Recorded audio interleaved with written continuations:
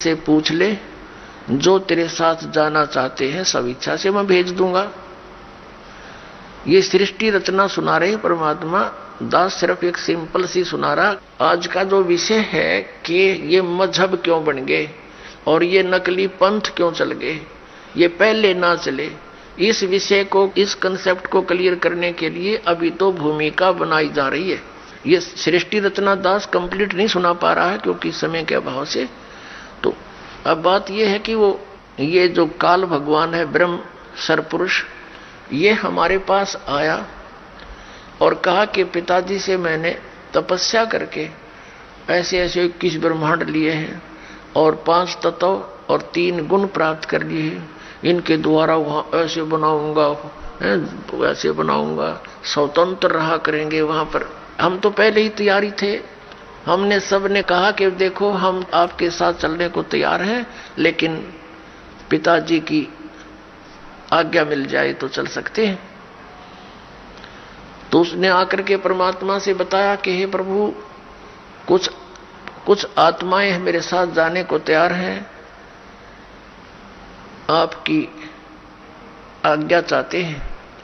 परमेश्वर कहने लगा मेरे साथ चल, मेरे सामने हाँ भरवा दे, मेरे सामने उनकी सहमति करवा दे, तब मैं भेजूंगा।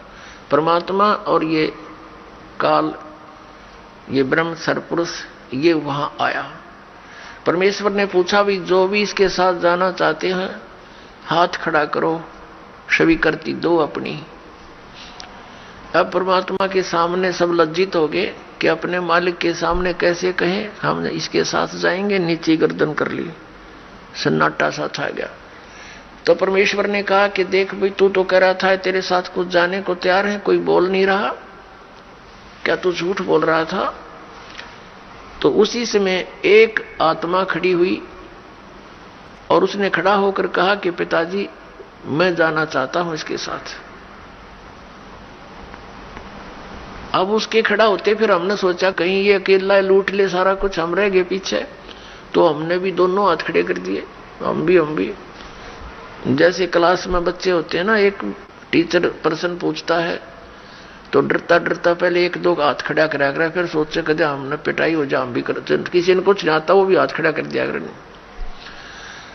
तो ऐसी दशा होगी हमारी। परमेश्वर ने कहा भी ठीक है, जो भी तेरे साथ जाने की इच्छा रखते हैं इन सब के नंबर मेरे पास हैं, आप जाओ अपने ब्रह्मांड में। ये 21 ब्रह्मांड पहले सतलोक के अंदर ही थे।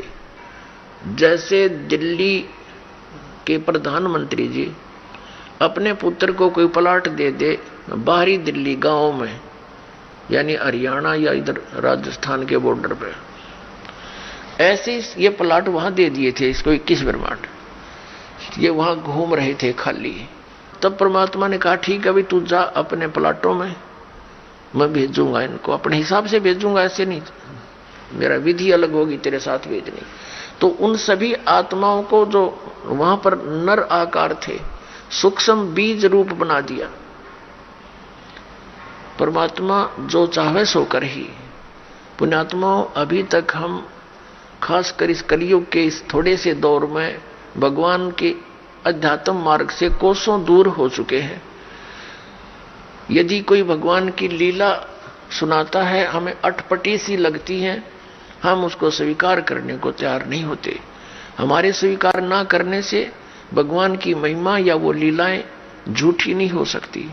जैसे जब हम छोटे छोटे थे उस समय क्या देखा करते थे, ऐसे तगड़े तगड़े बूढ़े बुजुर्ग, और उनके विषय में बताया करते थे ये 5 मन 40 किलो का 1 मन होता है, यानी 200 किलोग्राम वजन को सिर पे रखकर, और लकड़ी की सीढ़ियां, खड़ी सीढ़ियां होती थी, खड़ी लकड़ की, एक तो पौड़ी होती है ऐसे, जो वो खड़ी पौड़ी होती थी, और छत पर मिट्टी डालते होते थे, कच्ची मिट्टी छत देते थे नए मकान में। कहते हैं ये 200 किलो वजन को, उसके बड़े बड़े टोकरे होते थे, झाले बोला करते उनको, उसको भरकर इसके सिर पर रख देते थे इनके, और ये ऊपर चढ़ कर और वहां डाल आते थे। अब ये बात और 100 साल के बाद अगर कोई कहेगा ना, उसने मूर्ख बताया करेंगे, हम आंखों देख रखे।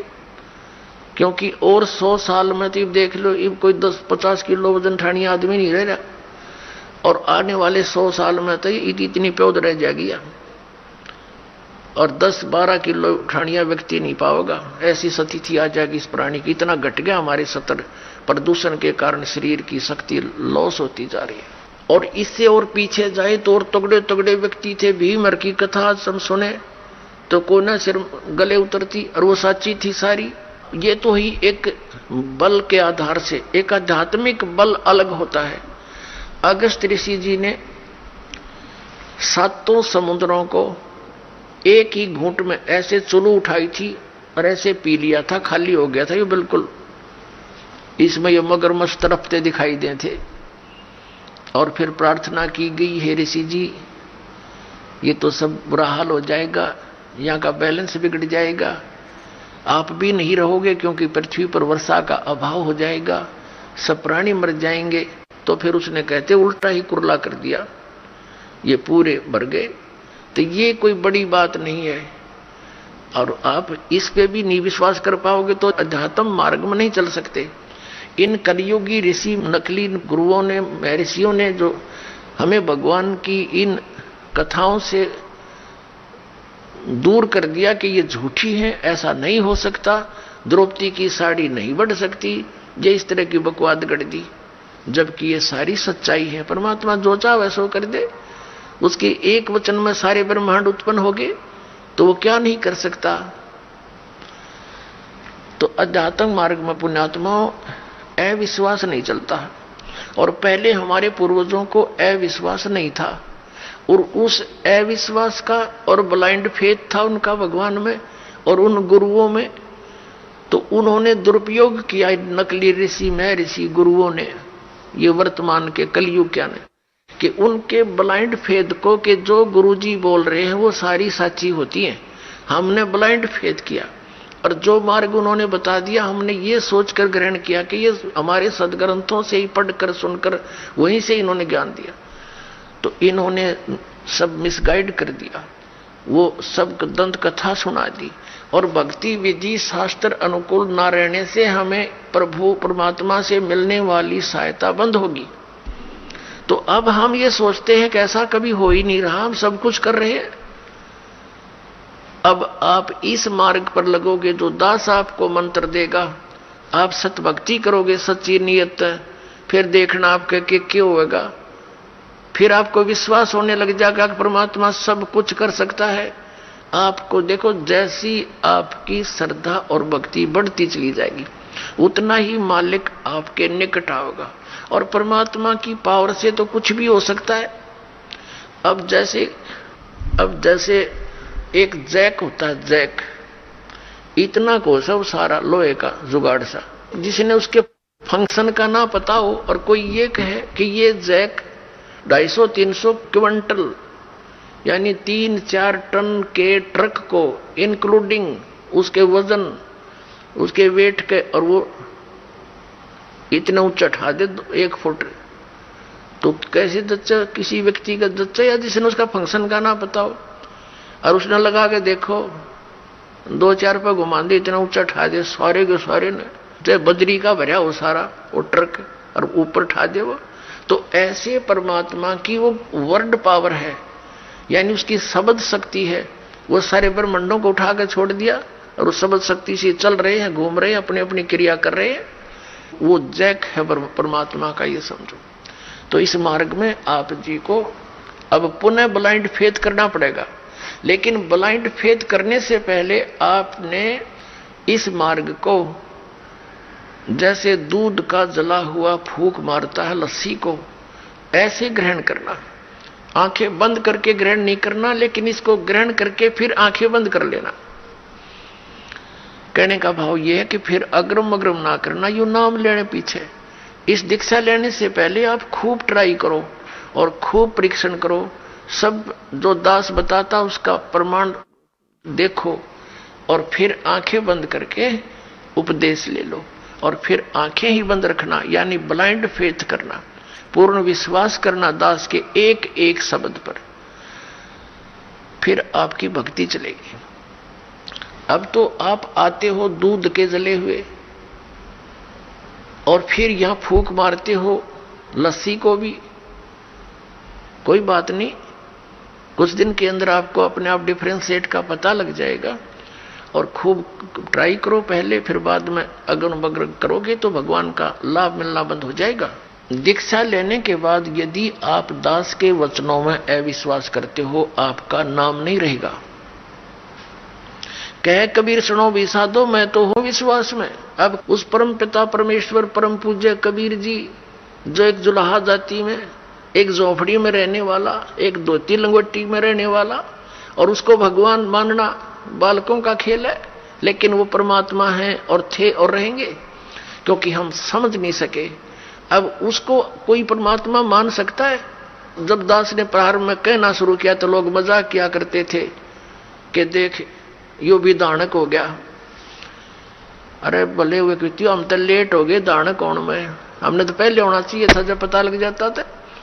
कहने का भाव ये था कि दानक का अर्थ है कबीर पंथी, उस कबीर पंथ परमात्मा परमेश्वर के द्वारा दिए हुए वे ऑफ वर्शिप पे, उस रास्ते पर चलने वाले तो हमने पहले बन जाना चाहिए था। हमारे दादे परदादों ने बन जाना चाहिए था। वह भूत बने फिरे नकली संतों और पंथों, इन गुरुओं के शास्त्र विरुद्ध ज्ञान को सुन सुनकर अरीब उनके श्राद्ध निकलवावे, वह भूत बने फिरे आप खावें, क्योंकि तुम्हारे पिताजी स्वर्ग में दुखी हो रहे हैं। अरे स्वर्ग की तो हो गया जहां दुखी हो रहे हैं, नौका न नरक में डलवा दिए उल्टी साधना करवा के, और फिर आप पेट भरे और श्राद्ध के तुम्हारे पिताजी खावें। वाह भाई वाह। तो कहने का भाव ये पुण्यात्माओं, शास्त्र विरुद्ध साधना करने से हम बहुत हानि उठा चुके हैं। उस दानक जुलाहे कबीर जी को और भगवान मानना, ये भी एक 8वां जुबा के 10वां जुबा समझ लियो, लेकिन वो भगवान है ही। हमारे ना मानने से उनकी वो प्रभुता समाप्त नहीं हो सकती, क्योंकि हम नहीं पहचान पा रहे लाल है ये, हमें विश्वास नहीं हो पा रहा, तो ये हमारी बाल बुद्धि का ही परिणाम है। लाल तो इतनी ही कीमत रखता है, वो लाल है, वो पूर्ण परमात्मा है, और वहां लीला करने के लिए सह शरीर आए थे, सह शरीर चले गए थे, और पूरा ज्ञान उन्होंने हमें बताया आकर के, जो दास आपको बता रहा। तो प्रसंग चल रहा है, हम उसी पर आते हैं। तो इसी प्रकार जब आप जी दीक्षा ले लेते हो, उसके बाद फिर दास जो वचन बोलता है और आपके मन में अविश्वास उत्पन्न होता है, तो आप कमजोरी में आ चुके हो। क्योंकि आप कितने दिनों से भक्ति कर रहे होगे, जब से जन्म हुआ। पवित्र हिंदू धर्म में तो शायद कोई ही व्यक्ति ऐसा होगा द नास्तिक, जो भगवान नहीं कहता हो या उसको नहीं मानता हो। वैसे तो मुसलमान धर्म में भी भगवान अल्लाह वो सभी मानते हैं, ईसाई धर्म में भी मानते हैं, हिंदू धर्म में भी मानते हैं। और आप कितने दिन से ज्ञान सुनते आ रहे हो, और दास जो भी ज्ञान आपको सुना रहा है, उनके एक पॉइंट को क्लियर करने के लिए 3-3, 4-4 प्रमाण देता है। और पहले आपने जो अज्ञान सुन रखा था उसका कोई सिर पैर नहीं, और आपको स्वीकार्य था। अब ये क्यों अग्रम अग्रम इतनी हो रही है आपके माइंड में, काल को ये चिंता बनी रहती है, कहीं ये इस मार्ग पर दृढ़ ना हो जा और इसका बेड़ा पार ना हो जा, तेरे हाथों से ना निकल जा। तो पुण्यात्माओं, उपदेश लेने से पहले दास ने बहुत सुविधा उपलब्ध कर रखी है। जिन दिनों में सत्संग होता, सत्संग सुन करो। फिर परमात्मा ने दया बख्श रखी है एक पवित्र टीवी चैनल पर, उसने साधना के ऊपर शाम को 8 बजे सत्संग आता है, वहां सुनते रहो। कहने का भाव ये है कि आप जी पहले कति कंसेप्ट क्लियर करो, जब आओ यहां पर और नाम लेकर फिर जो सही दृढ़ होकर आते हैं उनको कुछ चंद ही दिनों में परमात्मा के वो चमत्कार शुरू हो जाएंगे। क्योंकि कनेक्शन ले लिया बिजली का, कनेक्शन लेते ही आपके पंखे चलेंगे, सब कुछ ठीक चलेगा। यदि कनेक्शन लूज हो गया, ना पंखा चलेगा ना कोई और सुविधा उस पावर से होगी। जो पावर सत्र का काम है तो पावर से ही होगा। तो इस प्रकार आपका अगर कनेक्शन लूज रह गया, यानी आपका नाम खंडित हो गया, तो मालिक की पावर आपके घर पर या आपकी बॉडी में काम नहीं करेगी। इसके लिए परमात्मा ने बताया है कि अनंत कोटि बाजी जहां अमन रचे सकल ब्रह्मांड ही, कहे कबीर मैं क्या करूं ये काल करे जीव खंड। कि मैं इतना समर्थ हूं। परमेश्वर कबीर जी कहते हैं अनंत कोट बाजी जहां मन रचे सकल ब्रह्मांड। और कबीर साहब कहते हैं, आदरणीय गरीबदास साहिब जी को कबीर साहब ने ये ज्ञान दिया था, ये वाणी गरीबदास साहिब जी की है कि कबीर साहब ये कहते हैं, गरीबदास जी उसका समर्थन कर रहे हैं कि कबीर साहब ये कहते हैं कि मैं क्या करूं, युग काल मेरे से जीवों को खंड कर लेता है, इनके नाम खंड करवा के फिर मेरी पावर वहां काम कर नहीं सकती, ये ऐसा कर देता है। तो आप इसे सावधान हो। दीक्षा लेने में देरी हो जावे कोई दिक्कत नहीं, लेकिन लेने के बाद फिर ये समझ लेना हमें भगवान मिल गया, और फिर गुरु जी को परमात्मा के तुल्य मानना पड़ेगा, तब आपकी प्रॉब्लम सोल्व होएगी। भले ही पुण्यात्मा गुरु भगवान नहीं है, ये दास क्योंकि मालिक आए थे वो तो भगवान थे ही, वो भी गुरु थे, हमने उनको भी भगवान नहीं माना, लेकिन इस दास को आपने भगवान मानकर ट्रीट करना पड़ेगा, तब आपको सफलता मिलेगी। जैसे गणित के अंदर एक प्रश्न आता है ब्याज का, ऋण का। उस ऋण के अंदर क्या होता है कि हमने मूल धन खोजना होता है, बच्चों ने मूल धन प्राप्त करना होता है, वो प्रश्न ऐसा होता है। तो उसके अंदर मानना पड़ता है, मान लीजिए मूल धन 100 रुपये, वो मूल धन 100 रुपये होता नहीं, वो तो करोड़ों की संख्या में होता है, लेकिन वो करोड़ों की संख्या की राशि वाला मूलधन हमें तभी उपलब्ध होगा जब हम 100 रुपये को मूलधन मान लेंगे। अब समझदार को संकेत बतेरा, भले ही ये दास भगवान नहीं है, लेकिन उस मूल धन को पाने के लिए, यानी मूल मालिक को पाने के लिए आपने गुरु जी को एज ए गॉड ट्रीट करना पड़ेगा। यूं समझ ले कि मेरे सामने आज वो परमात्मा आ जाते हैं। इस दास के स्थान पर परमात्मा स्वयं भी आए थे। आज से 600 वर्ष पहले 120 वर्ष तक हमारे डले खाकर चले गए, हमारी गालियां खाकर चले गए, जूते खाकर चले गए, क्योंकि जिस बाप का बेटा शराब पी रहा हो और पिता जाकर उसको कहता महफिल में बेटा आजा तू ना नाश करे, तो वो झगड़ा कर देता पिता के साथ, हाथापाई भी कर देता है, तेने मेरी बेइज्जती कर दी, क्योंकि होश में है नहीं, नशे में। तो हमने यहाँ काल के इस झूठे रंग की भांग पी रखी है। कबीर ये माया अटपटी सब गट आण अड़ी, और किस किस न समझाऊं या कुआ भांग पड़ी। तो यहाँ हम सभी एक का कुएं का भांग पिए फिर रहे। वो परमात्मा आता है, हम उसके भी जूते मारते हैं, उसको बुरा कहते हैं, नकलियों का स्वीकार करें बैठे हैं जो आसपास भी नहीं भगवान कहिए। अब करने का दास का तात्पर्य है कि इस दास के स्थान पर ये सोच लो परमात्मा बैठे हैं, और फिर हम कैसे व्यवहार करेंगे उस भगवान से जिसके लिए हम तड़प रहे हैं। ऋषियों ने शरीर गाल दिए भगवान पाने के लिए, यदि वो मिल जाए तो हम उसका कैसे व्यवहार करेंगे। तो ये आपने रिहर्सल करनी पड़ेगी। इस दास को डला समझ लो, एक पत्थर समझ लो बोलता हुआ, लेकिन यहां नो सोच लो हम भगवान से मिलने जा रहे हैं। तो जैसा व्यवहार आप यहां करोगे ऐसा ही स्वप्न में आपका बनेगा। मृत्यु के बाद आपको ऐसा होगा जैसे स्वप्न, और वहां भगवान दास के रूप में पहले आपकी परीक्षा लेगा, बाद में ऊपर सिलेक्ट करेगा, ले जाएगा सतलोक।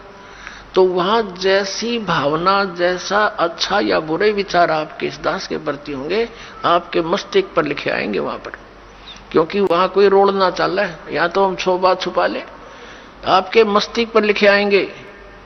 रिजेक्टेड और सिलेक्टेड कहने की जरूरत को नहीं, बस वहां तो न्यू करना भगवान ने, फिर रह जाओगे वहीं से। फिर ठीक है, आपने जो भक्ति की है, पहले तो यदि गुरुजी के प्रति आपकी आस्था एज ए गॉड नहीं है तो भक्ति आपकी बनाए को नहीं, भक्ति चलेगी ही नहीं। आप सब साधना करते भी दिखोगे, फिर नो कि हमें कोई लाभ नहीं हो रहा, तो आपके अंदर भक्ति अंकुर वो फूटा ही नहीं। तो पुण्यात्माओं कहने का भाव यह है कि जैसे आपको दास बताना चाहता है कि उपदेश लेने के बाद फिर आपने इस दास को परमात्मा के तुल्य समझना पड़ेगा। ये दास परमात्मा नहीं है, ये तो उसका कुत्ता है, आपको जगाने के लिए भेज रखा है। आप धनी हो भक्ति के, आप सोए पड़े हो, आपका जीवन नष्ट हो रहा है, चोरी हो रही है, धन लुट रहा है आपके श्वास रूपी पूंजी का, ये दास जगा रहा है डंडोरा पीट पीट के, आवाज लगा लगा कर। लेकिन आपके लिए परमात्मा का विधान है, गुरु गोविंद कर जानियो और रहियो शब्द समाए, मिले तो दंडवत बंदगी नहीं पल पल ध्यान लगावे, कि गुरु को भगवान मानकर चलना और रहियो शब्द समाए। शब्द समाये रखना मतलब जो उसने मंत्र दिया है वो सत मंत्र सतनाम यानी सत भक्ति, उसमें लीन रहना, गुरु जी को भगवान मानना और जो उपदेश मंत्र दिया है उसमें समाये रहना, उसकी भक्ति पर ज्यादा ध्यान रखना। और जब भी मिले तो दंडवत बंदगी, जहां मिले वहां दंडवत प्रणाम करना, और नहीं मिल पाते हो जैसे घर पे तो पल पल ध्यान लगावे। यानी परमात्मा के गुणों को अपने गुरु जी के ऊपर लक्षित करे और फिर आपका भाव बनेगा, एक प्यार जागेगा इस दास के प्रति जैसा इस काल के प्रति जाग्या था, और वो ही कसक आपकी इस दास के प्रति होगी, तभी हम वहां चलेंगे। जिस कसक के साथ हम वहां डटे नहीं डटे, तो ऐसा ही भाव। अब हम कैसे भावित होते हैं, जैसे एक हीरो या हीरोइन नकली बात बना के, एक तो उसने पढ़ावे फिर वो बोल रहा है, उसके एक दो डायलॉग पर हम आसक्त हो जाते हैं, वो हो बड़ा क्या बात कही, बड़ा सुंदर बोला, और यहाँ दास ने ऐसा पिटारा खोल दिया इन बोलों का वचनों का। तो इस आधार से भी आपने प्रभावित होना चाहिए, जब आपकी आत्मा निर्मल हो जाएगी, कमाल कर दिया गुरु जी ने, तो ऐसे निर्णय करके ज्ञान दे दिया। तो हमने ऐसे प्रभावित होना है और आसक्त होना है उस परम पिता पर इस दास के माध्यम से। ये रिहर्सल आपकी फिर ऊपर जाके काम आवेगी जो आप यहां करोगे। अब हम उसी प्रसंग पर आते हैं कि वहां परमात्मा ने कहा कि आप जाइए, मैं इन बच्चों को, इन आत्माओं को तेरे पास भेज दूंगा, पर अपने सिस्टम से भेज दूंगा। अब उस परमेश्वर ने हम सभी को सूक्ष्म रूप बना दिया। और पुण्यात्माओं, ये पौराणिक कथा हम सुनते पढ़ते हैं, वो झूठ नहीं है, लेकिन वो कहां तक है, वो किस स्तर की है, वो अलग बात है। तो उसमें बताया था कि एक राजा की लड़की विवाह के योग्य होगी, वो ब्रह्मा के लोक में चला गया, ब्रह्मा जी से संयोग पूछण खातिर। वहां उसको कथा चल रही थी, वो सुनने लग गया। यहाँ कहते हैं तीसरा युग आ गया, द्वापर युग आ गया तीसरा। तो उसने पूछा, जी मैं तो लड़की का संयोग पूछने आया था, योग्य वर कहाँ मिलेगा, कोई विधि बताओ हमारे को। तब ब्रह्मा जी ने कहा कि जहां से तू आया वहां तो अब तीसरा युग आ चुका है, द्वापर आ गया है। और सतयुग से आए हुए वो इतने लंबे लंबे थे, यानी 100 फुट ऊंची हाइट थी इन मनुष्यों की। सतयुग में 100 फुट थे, भी ऊपर 150 फुट हाइट के थे। द्वापर के प्रारंभ में ये 40 और 50 के आसपास, द्वापर के प्रारंभ में 40-50 के आसपास हाइट रह गई थी मनुष्य की। अब यही आपका गले उतरे नहीं, क्योंकि आपने देखे ही जितने, 5.5-6 फुट मैक्सिमम 7 फुट। कोई बात नहीं, यह अध्यात्म मार्ग है पुण्यात्माओं, फिर से पनप रहा है, फिर से अंकुरित हो रहा है यथार्थ ज्ञान, यथार्थ मार्ग। तो धीरे धीरे ये घर भी करेगा, स्थान भी बनाएगा। तो वो नीचे भेजा, तो उसको बताया कि अब तो ये आपका वर होगा।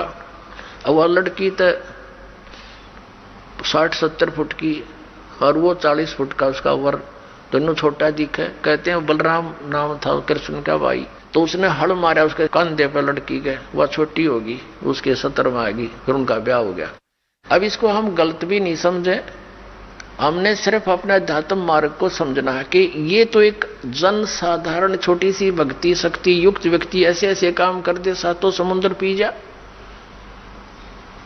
और वो परमात्मा जिसने सारे ब्रह्मांड रचे, वो क्या नहीं कर सकता। दास का आपके इस हृदय में ये बात जमाने के लिए प्रमाण देने पड़ रहे हैं। तो उस परमेश्वर ने हमें सूक्ष्म रूप बनाया, और जिस आत्मा ने सबसे पहले स्वीकृति दी थी इस काल के साथ आने की, उसकी लड़की बनाया, लेकिन उसको प्रजनन इंद्रिय नहीं लगाई थी। उस लड़की के अंदर परमात्मा ने हम सभी आत्माएं जो 21 ब्रह्मांड के अंदर या चींटी से लेकर हाथी मनुष्य जो भी बने हुए हैं, इन सभी को उसके अंदर फीड कर दिया बीज रूप में। और उस लड़की को फिर अपने पुत्र सहजदास को साथ भेजा सतलोक में। परमात्मा ने सबसे पहले ये 16 पुत्र अपने एक एक वचन से उत्पन्न किए थे, उनसे फिर अन्य व्यवस्था अपने आदेश अनुसार वो करवाते थे।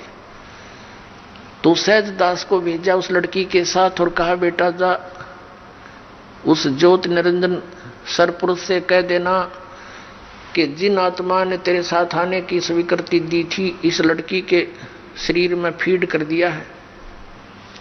पुण्यात्माओं, आज से 20, 30, 50, 100 वर्ष पहले शायद हम नहीं मानते कि ऐसा हो सकता है।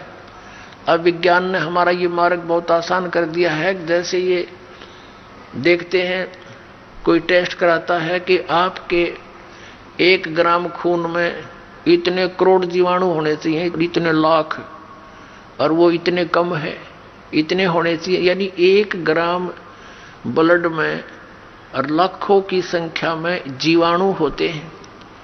और कितना ब्लड आपके अंदर, हमारे शरीर में कितने जीवाणु हैं, वो सभी आत्माएं हैं।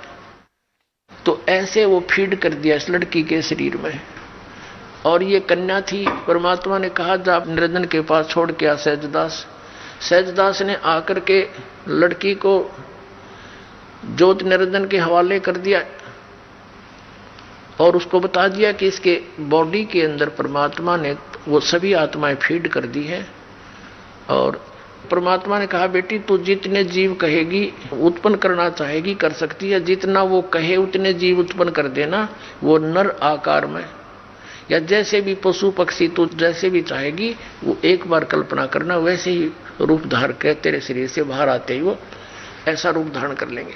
अब यहां भी बात बहुत समस्या आ जाएगी आपको कि ऐसे कैसे हो गया। हम छोटे से जादूगर को देखा करते थे, बालक थे तब। जादूगर आता था, एक मुख में छोटा सा कंचा डालता था, ये अंटे खेला कर बालक, गोली सी होती है कांच की, उनको 1, 2, 3 छोटी छोटी मुख में डालता था और फिर थोड़ी देर में डो करके और पत्थर काट देता। बता, वो तो एक जादूगर है, एक सिंपल। ये जादू जितने भी ये आध्यात्मिक यहाँ की जो ओटपटांग सी क्रियाएं हैं, ये सारी गॉड पावर से होती हैं।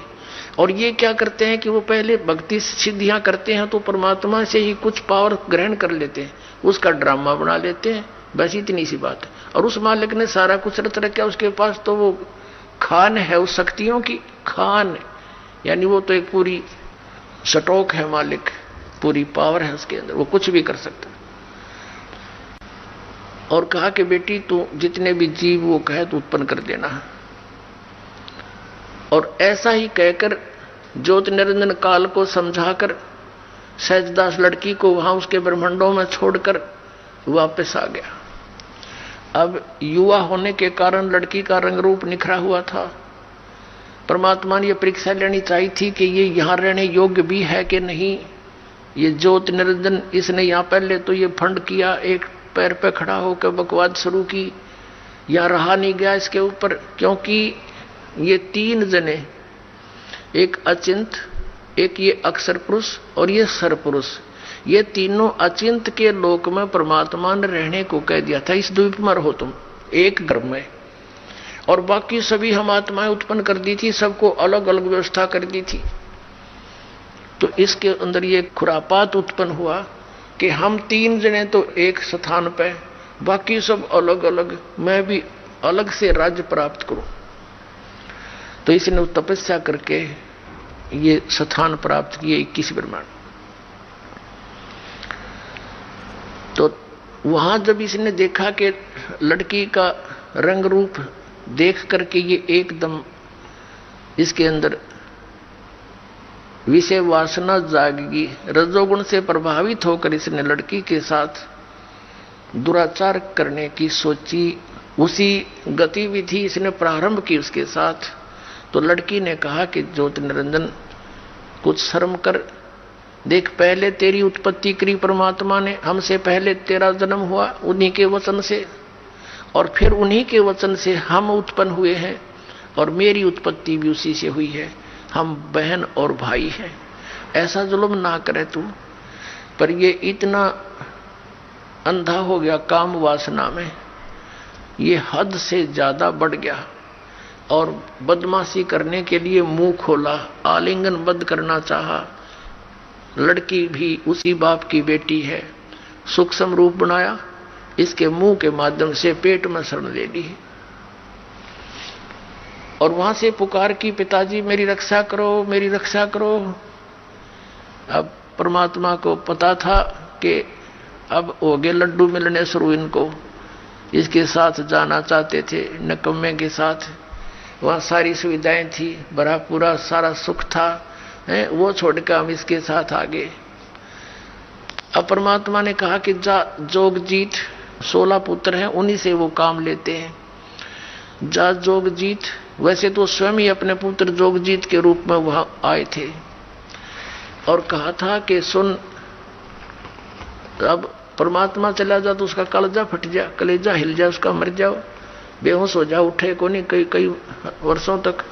तो इसलिए अन्य अपने पुत्र का रूप बनाकर, जोगजीत का रूप बनाकर परमात्मा उसके लोक में प्रकट हुए और कहा, ज्योति निरंजन तूने जुल्म कर दिया, तूने यहाँ का विधान तोड़ दिया, और ऐसे जुल्म करने वाले व्यक्ति को यहाँ पर यह सजा मिलती है कि आज से तू 1 लाख मानुष शरीरधारी प्राणियों का आहार करेगा और 1.25 लाख की उत्पत्ति किया करेगा।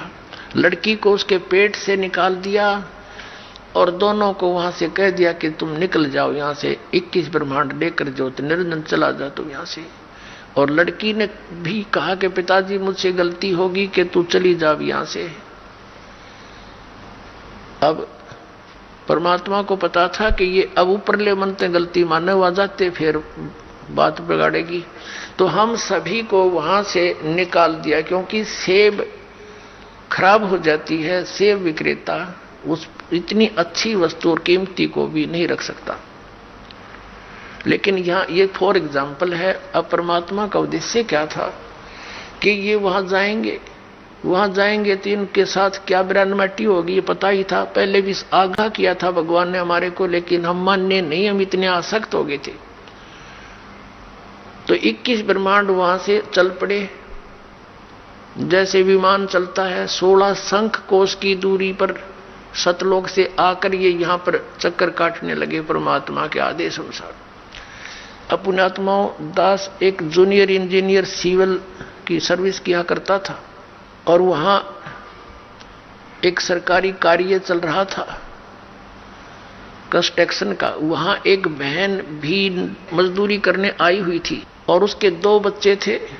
एक तो वृक्ष के कपड़े में बांध कर लटका रखा था, वो जैसे झूला सा बना देते हैं, एक नीचे वो खेल रहा था और वो रो रही थी। हमने पूछा, बहन क्यों रो रही है तू, क्या बात है? तो बहुत बुरी तरह सबक रही थी। तो उनके गांव से एक और था, उसने बताया जी ये ऐसे ऐसे। फिर वो हिचकी सी रुकी उसकी, फिर उसने बताई जी मैं बताऊंगी सारी कहानी, कि मैं बहुत अच्छे धनी घर की लड़की थी और जिसके साथ मैं अपनी मर्जी से लव मैरिज करके आ गई, ये मजदूर था हमारे। और मेरे पिताजी को जब इस बात का पता चला तो उसने कहा, बेटी ठीक है, हमने तो विवाह करना ही है तेरा, लेकिन जहां तू संयोग जोड़ना चाहती है यहां वहां दुखी बहुत हो जाएगी। लेकिन मेरे पिताजी की बातों का मेरा असर कतई नहीं हुआ, क्योंकि मैं तो अंधी हो चुकी थी।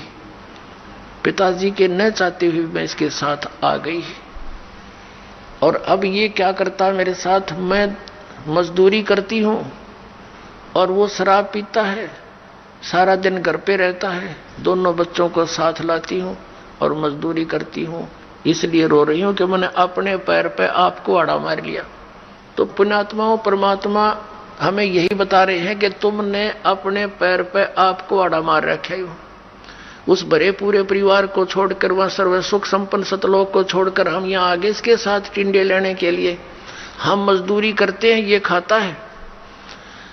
अब इसने स्वर्ग क्या बना रखा है? एक रेस्टोरेंट है, ये वहां का मैनेजर है, ये इंद्र आदि वहां के मैनेजमेंट करने वाले नौकर छोड़ रखे। आप यहाँ भगवान की जो सच्ची भक्ति करोगे तो आपकी कुछ पूंजी जुड़ेगी। शास्त्र अनुकूल साधना करोगे तो, शास्त्र अनुकूल साधना नहीं करते उनका कुछ नहीं मिलता, वो सीधे नरक में डाल दिए जाते हैं। छोटा मोटा पुण्य करते हो उसके आधार से स्वर्ग में कुछ समय प्राप्त हो जाता है। अब जैसे वेदों अनुसार साधना क्या है? ओम नाम के जाप से प्रारंभ होती है,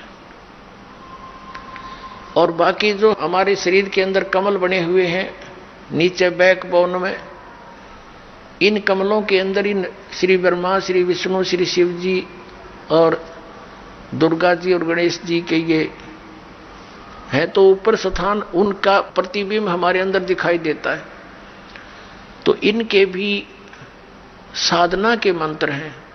पुण्यात्माओं, एक साधना होती है, वो तो मजदूरी जानो, एक पूजा होती है। वो पूज्य जो है वो हमारा उद्देश्य होता है, इष्ट होता है, जिसको हमने पाना है। उसके लिए जो हम साधना करते हैं वो उसकी पूजा नहीं है। अब जैसे हमने पता है कि पृथ्वी में जल है और जल हमारा इष्ट है, उसको प्राप्ति के लिए हम हैंडपंप लगाते हैं, वो मजदूरी है, वो प्रोसेस है, वो साधना है, और प्राप्य हमारा जल है। तो ये जो साधनाएं हैं, जो आपको प्रथम मंत्र दिया जाता है, ये आपकी साधना है। प्राप्य हमारा परमात्मा है, सत्य पुरुष है, सतलोक में जाना है, उसके लिए सारा प्रोसेस है ये। तो जैसे आप जी ने प्रथम मंत्र ले लिया, द्वितीय ले लिया, सतनाम 2 अक्षर का, एक ओम मंत्र है, एक तत्व गुप्त है, और आप साधना करते रहे, और कुछ दिनों के बाद 1, 2, 4 वर्ष के बाद आप छोड़ छाड़ जाते हो, क्योंकि यहाँ हमारे जो समाज के अंदर अन्य साधनाओं का जोर बहुत घना है, और हमें ज्ञान ना होने से हम उन्हीं के भाव में बह जाते हैं, तो वो यहाँ रह जाते हैं, सतलोक नहीं जा पाते। लेकिन जितने समय उन्होंने 2-4 वर्ष ये सत साधना की, वो पुण्य, उसकी पूंजी अलग से डिपॉजिट होगी, उसका धन है वो। और ऐसे धनी को फिर स्वर्ग जाना ही जाना है यहां से मृत्यु के बाद। इसका बाई फोर्स काम है, सारा सुनियोजित है। जैसे पहले आप गणेश जी के लोक में गए तो वहां भी होटल है, और उस होटल का जो चार्ज है वो आपसे लिया जाएगा, और जहां वो मैनेजमेंट वहां का है, मैनेजमेंट करने वाला वहां का प्रधान है, गणेश है, उससे भी उसका कुछ अंश ऊपर उस काल के पास जाता है। ऐसे ही जैसे आप दूसरा मंत्र आपके पास श्री ब्रह्मा और सावित्री का, यानी ये साधना करते हो, इसकी कमाई से आप उस ब्रह्मा के लोक में जाओगे। वहां भी एक रेस्टोरेंट है जिसको स्वर्ग बोलते हैं, ये वो रेस्टोरेंट है। वहां पर केवल धनी व्यक्ति ही जा सकते हैं, और आपकी पूंजी वहां डिपॉजिट हो जाती है, और जिस समय आपका वो धन समाप्त हो जाएगा, आपको बाई फोर्स वहां से निकाल दिया जाएगा। फिर आप जाओगे विष्णु जी की मंत्र की जो आपकी भक्ति धन है, वो विष्णु लोक में जाकर उसके रेस्टोरेंट में खाओगे, खराब करोगे, और उनका चार्ज उसका जो है वो अलग से है। फिर आप जाओगे जैसे शिव जी के लोक में, वहां फिर अपनी कमाई बर्बाद करके उसके होटल में, वहां से फिर चलोगे कहां? दुर्गा के लोक में, वहां से फिर अपनी कमाई बर्बाद करके समाप्त करके फिर जाओगे ब्रह्मलोक में। क्योंकि ये 2 अक्षर के नाम में इसकी जो वे ऑफ वर्शिप है, इस साधना, इस भक्ति की इस तरह क्रिया करने से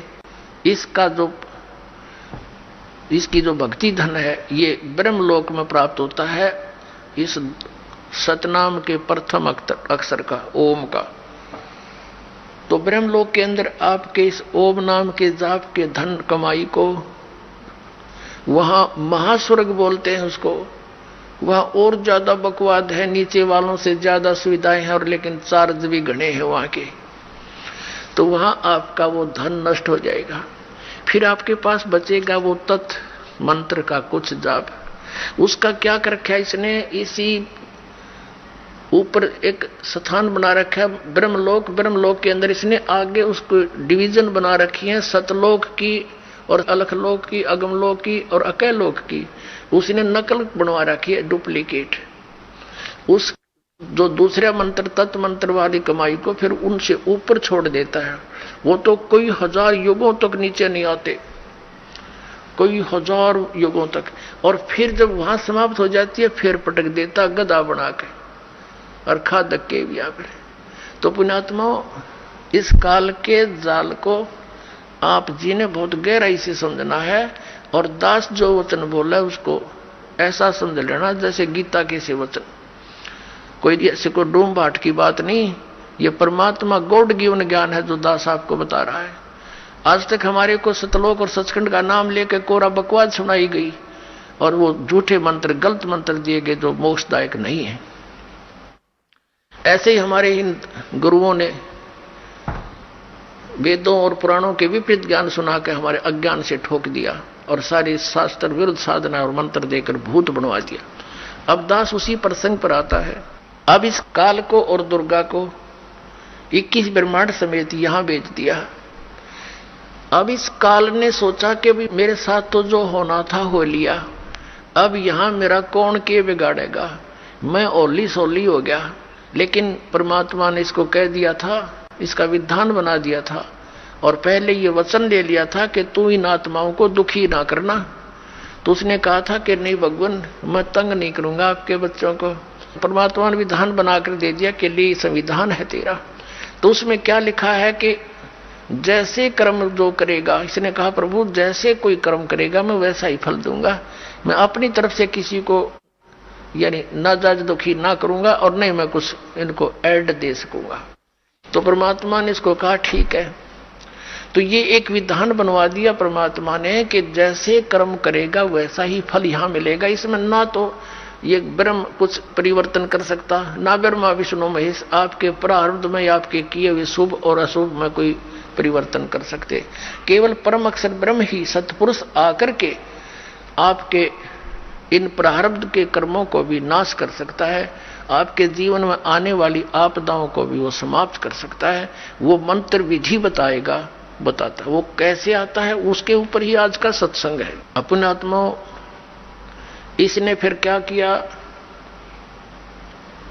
उस लड़की के साथ फिर वही व्यवहार किया। लड़की ने कहा कि देख ज्योति निरंजन, पहले तो तू मेरा बड़ा भाई, मैं तेरी छोटी